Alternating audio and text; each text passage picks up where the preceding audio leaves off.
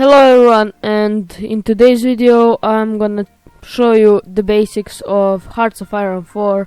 I think I'm qualified to show you some basics because I have almost 300 hours in this game. So when you create new scenario, you go to 1936, so you have more time. You don't play any of the major nations. Europe forgot about that unless you want to play Switzerland, which is one of the possibilities, because you are neutral and you can switch sides between Germans and France. But we are not gonna do that. We are gonna see one of the nations here. So, what I recommend for the beginners is Honduras, because it's far away from action, but you can ship troops to UK, and you are democratic. If you want, you can go communist and be with Soviet Union. Later on, if you have mod for Cold War, you can switch sides and beat America. So, we're gonna go without any major power buffs for the big nations like Germany, UK and France. When your game is loaded, you'll see some icons and you'll see your division or more, depending on which nation you choose to play with. This green bar right here is the organization of the force. So if you don't have an organization, your divisions will melt under enemy assault. So it's bad if you are like here with organization, but it's okay if you are like here. This yellow bar right here is your equipment. How much is your force equipped? If you are like here, that's okay, but this is unacceptable for playing HOI. You have your nation and big decisions here, which you click, and then here you can hire advisors for industry, or if you want to change to communism, you simply find a communist chief, so take him. Here you can see, and here is your focus tree. This is basic focus tree. Bigger nations have their own focus tree, which is not like that. For example, America, I think I can show you that.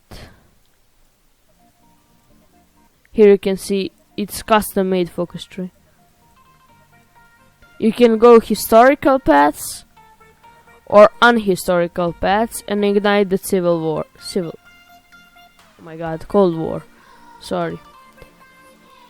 You see.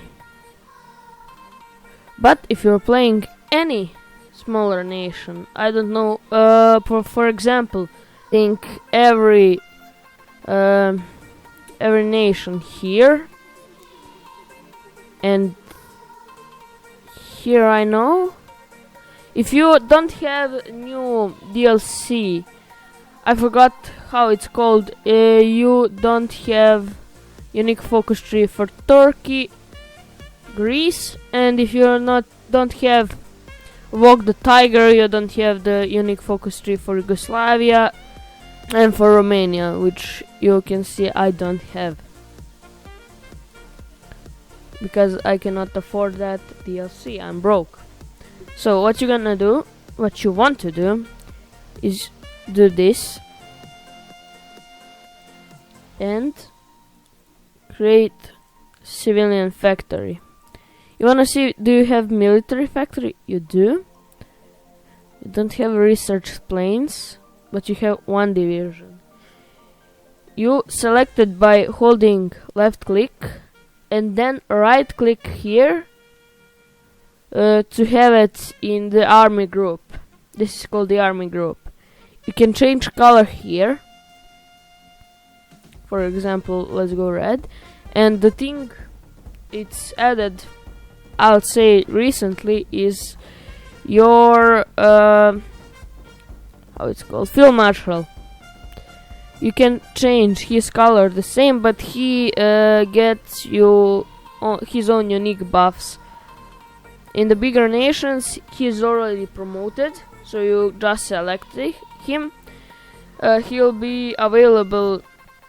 You can see, because he's available, he's not like silver, he's gold when you click here. So if you're a smaller nation like me, you don't have general, or you want to assign general and playing like, for example, Germany or Soviet Union, you just go here. You will have general, unlike me. I'm gonna click this and select him. So you can spend your political power to hire new generals. You can do this with any of the nations. For example, you run out of the generals in United States, which good luck trying that with 24 divisions. You can sign up new, but it's gonna cost more political power.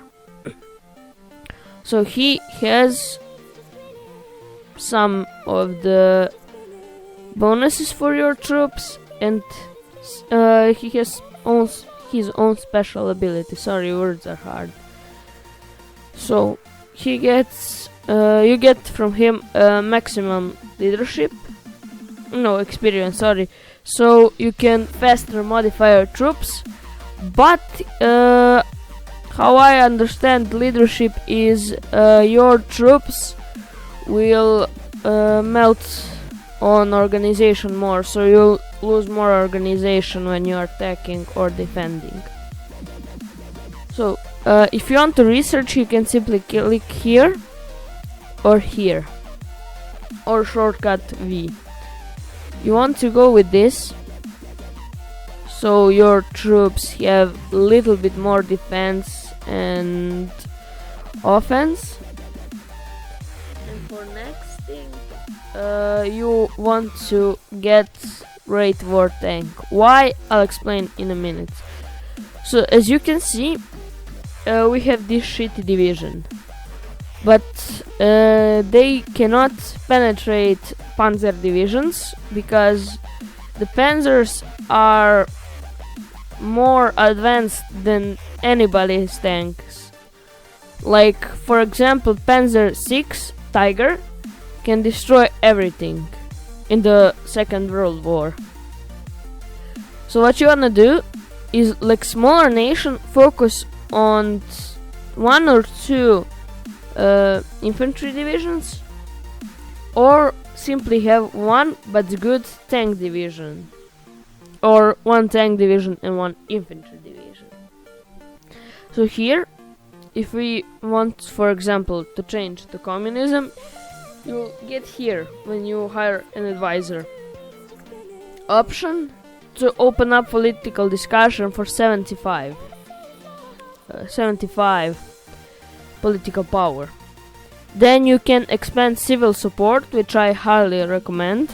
If you are under the 40%, I believe, you get 0.02% more on one party that you want to be in. If you pay, I think it's 50 political power, you'll get 20% of the government, and if you pass 50, for example 51, you can pay 100 political power, and you'll become other ideology. So here you can see you can faster or slow the time, and that's pretty much it. Here you can see how much of your equipment is missing. You can see here how much you're producing by the one time period. here how much resources it needs. This needs 2 steel. But since I don't have civilian factories, I have 2. I don't have to do this. So if you're a major nation and you want your production to be as efficient as possible, you can go here and on something you need, like for example I need steel, I can do this. For 1 factory I can get 8 steel, and you can see my production is gone up, but I wasted 1 civilian factory, so I'm not gonna do that.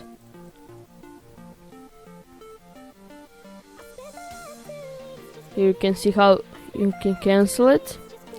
This thing is saying that you need to train more divisions, but let's be real, for 9k you cannot do any good divisions. Just a second. Next, you wanna go this way. Political effort. You want to do that?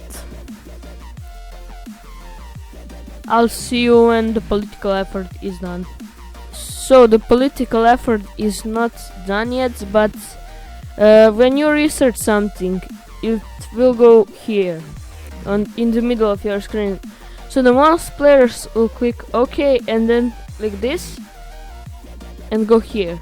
But what you wanna do to do things faster, click details, then close it and choose something else. For example, better rifles for your soldiers, because we are producing here the worst rifles in the game, so we need to upgrade them to have bombs and everything and give our soldiers an advantage.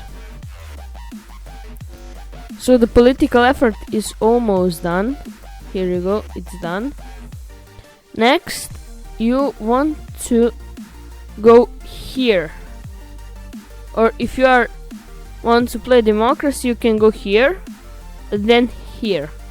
But I don't suggest this because it's for you to stay neutral, and this can get you some political power, some more volunteer troops to send, and that's basically it. But if you want to play with, for example, the Netherlands and you don't want to get crushed, you can go here for the fascism. You get some ideology support. You'll get 20 stars or army experience to modify your troops, and you'll get 5% recruitable population on top of your original recruitable population, and minus 10% damage to the garrisons. What's that? So let's say for example you are in the fight and your troop lost 100 rifles and I don't know, like 1,000 men. What the militarism does is you don't lose 100 rifles, you lose 90 rifles and 900 men. This is militarism, sorry. Then you can go here, military youth, which is changed. It's now getting you 2% more recruitable population, and here you can see division training time, so you can be an aggressor. And this you get if you are a communist or a fascist. It's a bunch of nice bonuses, but for the sake of this video I'm gonna show you how to become a communist. So let's see, you are finished this and you want to go here and you want to hire an advisor. Let's see, communist advisor. Okay. Just a sec. Oh yeah, that's right, I cannot do that because I'm full democracy. Okay, I'll see you in a bit. So, if you have enough political power, you can hire a guy who's giving you a land, doctrine research speed plus 10%, and army experience plus 0.05%. You want to select him because of this army experience, so you can modify your troops. So, when you are 10%, when you have 10% in your faction, your political party that you want to be, you go here and spend this 75 political power. And let the time pass a little bit. Go here. No, that's a long time. You research this because of the other bonuses. And this icon means you have outdated equipment. So click it or hold it and it will tell you what equipment is outdated. So when you change to better equipment, the cost of making it goes up and the efficiency goes down. So you cannot constantly change because the factories must adopt to the creating of the one rifle. This is more complicated than the last one, so efficiency drops and we need more resources to build it and more time.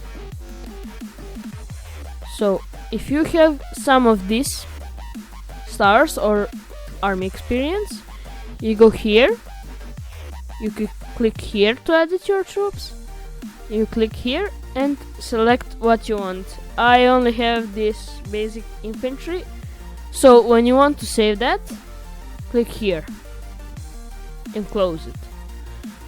And your troop is now more, you have more men and more supplies, and it's better to fight at the terrain. So I'll see you in a minute. Here you can see this.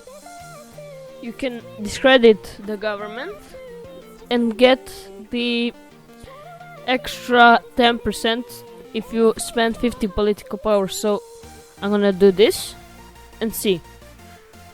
It's bigger.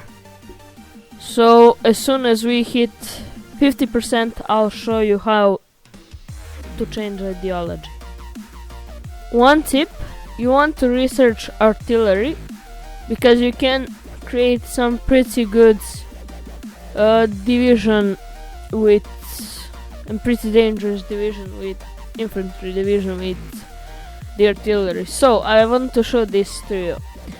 Great war tanks can be replaced with the light tanks. It's the same thing. So if you have a bunch of great war tanks and you think you must throw those tanks away, no, they will serve as the light tanks for your army, but they won't be that good. So we are almost at 50%, and I'll see you then. So here you can see we have over 50%. You want to go here and do this. Boom, you became a communist. So you can go this path now. But more of that in the video, in the next video. In that next video I'm gonna show you how to create a good troops, and I'm gonna join the Soviet Union and show you some basic invasions that I learned on Germany and how to effectively throw your troops into combat. So I'll see you in the next episode. Goodbye!